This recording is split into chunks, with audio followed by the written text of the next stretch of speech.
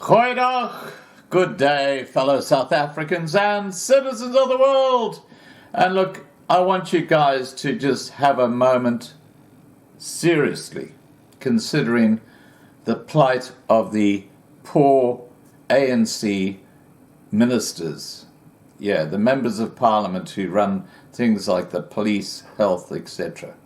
And I tell you why I'm saying that. It's because you're going to hear it from Ramaphosa's own mouth, how they are battling. Yeah, the Ministry of the South African Parliament are financially battling. B-A-T-T-L-I-N-G. They've just had 410 million rands worth of renovations done to their parliamentary homes in the last year. 410 million rands worth, all paid by the taxpayer. They've just had their security detail funding upgraded by billions of rands, while the South African Police Service have had their funding cut by billions of rands. Now, I put up a video just a short while ago where you can see what our erstwhile police force do. They go and deliver firewood to their friends while they should be attending to criminal matters. But that's how completely stuffed the entire ANC government are. Let me just start by playing you this little video clip which kind of sums up the video that follows. But for now, I think MPs have really been cut to the bone because they've had no increase or meaningful increase for quite a while. Well, don't you feel sorry for these guys? I mean, really. You know, it must be really tough being a minister in Ramaphosa's government. With all that money at your fingertips, and yet you get a measly R1 million a year plus benefits. And you haven't had an increase for the last 2 years. I wonder why. But of course those benefits have been increasing. So it's like collateral funding by the taxpayer, if you know what I mean. Let's listen to what Ramaphosa has to say about the embattled financial position of those who have our best interests in mind. Yeah, and my tongue is firmly in my cheek.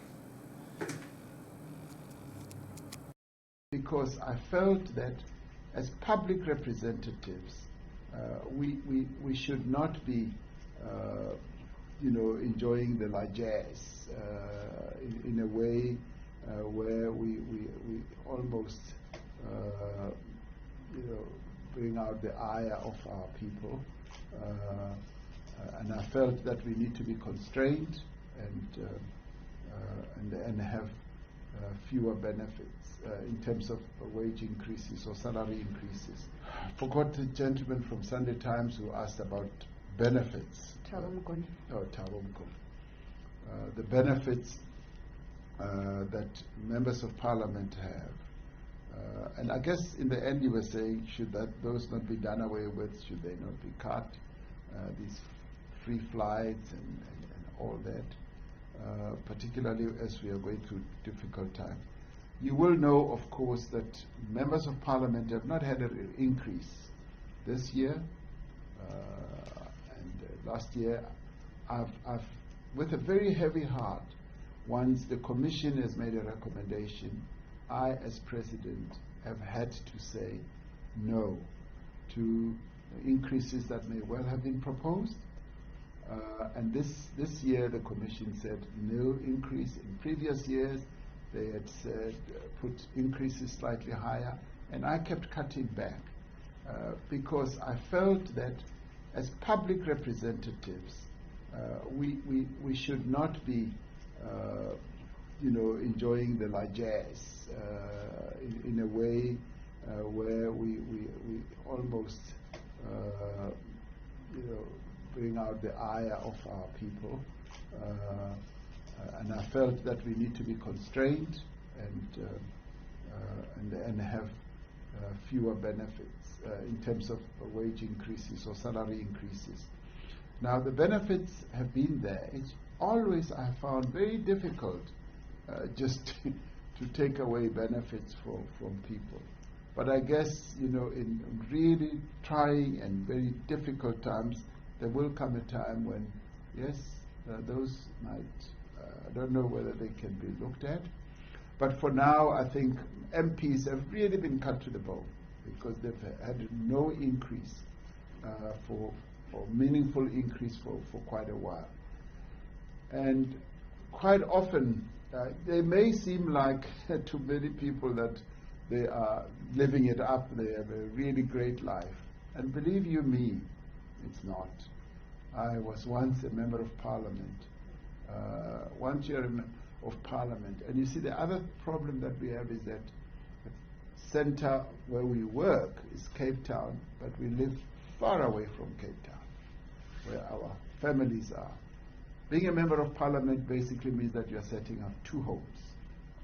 You've got a home where you come from, and you've got a home here. And quite often, many people don't move their homes altogether because their tenure here is very time-bound. It's 5 years. So quite often, you don't want to uproot your family to come here. So in the end, you have two homes.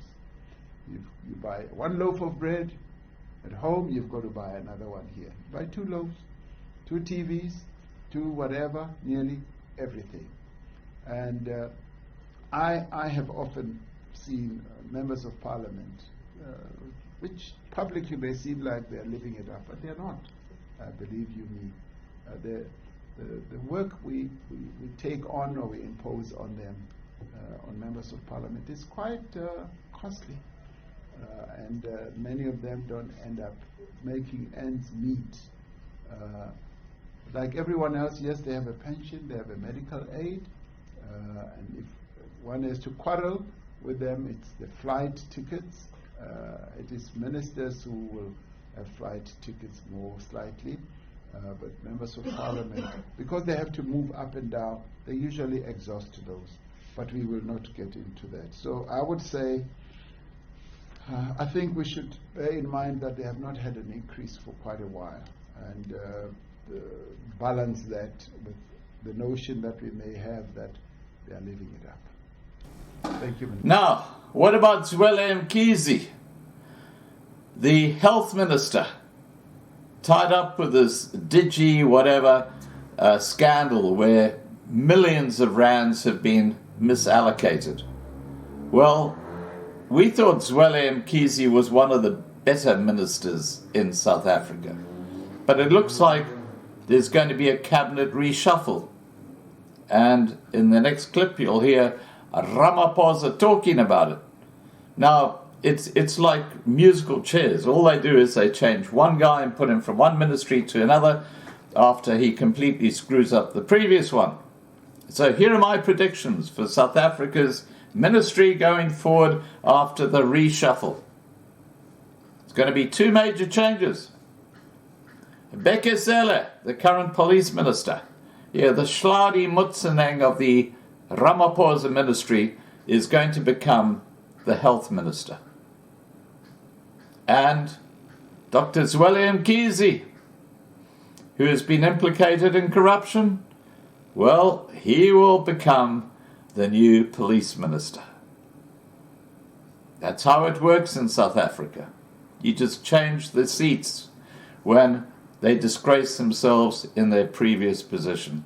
And both Bheki Cele and Zweli Mkhize are a complete and utter disgrace.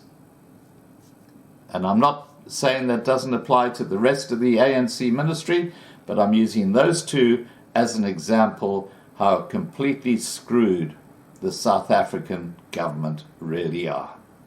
Here comes Ramaphosa talking about the possibility of a reshuffle in his ministry. You've got two questions that you didn't respond to. Which is? Which are the question? The first one is the digital vibes, whether it's not tainting your campaign on Yes, Wu's question. Yeah. Yes. including the issue around the performance agreements of ministers and the reshuffle or replacement of vacancies. Spoo would never want me to get away without addressing that one. Yes, Spoo, I page 2 pages. Mr. President, before you proceed, we're not doing follow-ups. We have another hand. We said we're going to do an hour, 30 minutes, and that's all. We can't change the rules. So let's go with that. I'm happy to take a side question when you're done. No, it's not unfair. We gave you time to ask all the questions. We have not cut you on the number of questions. Mr. President, please proceed. Spoo, I apologize. I flipped 2 pages, and I've written your question here, so I answer it. The digital vibes issue, am I taking a risk?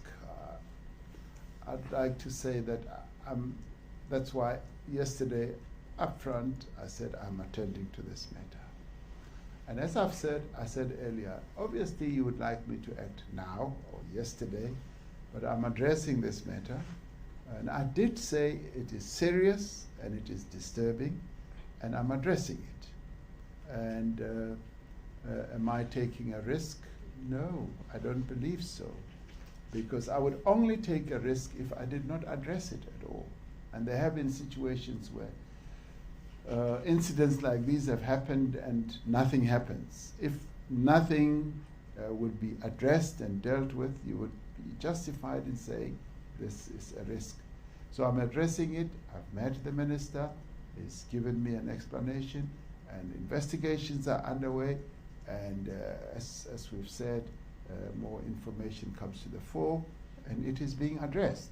And I did say that this matter will be addressed to finality, and it will be a transparent process, and everybody will get to know what we have done. Is this going to lead to the vaccination program flagging or being derailed? I don't think so. The vaccination process is under the direction of the IMC, which the Deputy President is leading. So I get reports on a continuous basis. I get reports on when the vaccine's arriving. Is the plane landing tomorrow or whenever? J&J, what is happening? Do I need to talk to somebody else? I get all those reports. And those reports come from the process that we have set up in the IMC and also in the department. We have a deputy minister who is also involved in all this. So I don't believe that the vaccination process is at risk at all, not at all. We are going to proceed with our vaccination process as we have agreed or decided. Changes to cabinet, yes, I know you would want to know when is cabinet being reshuffled. We're bringing about changes. Am I satisfied with the performance of ministers? Should I change this one and that one? All I can say is that changes to cabinet are the prerogative of the president, and the president may well decide the timing, the personalities that are involved. Those are matters that the president, and as the Constitution says, the president and the president alone decides on that. So I know you would want me now, today, to tell you this is the change I'm going to effect. But Spoo, no, it's not going to happen. I mean, are you happy? No, Spoo, I'm still facilitating. Can we take the last set of hands?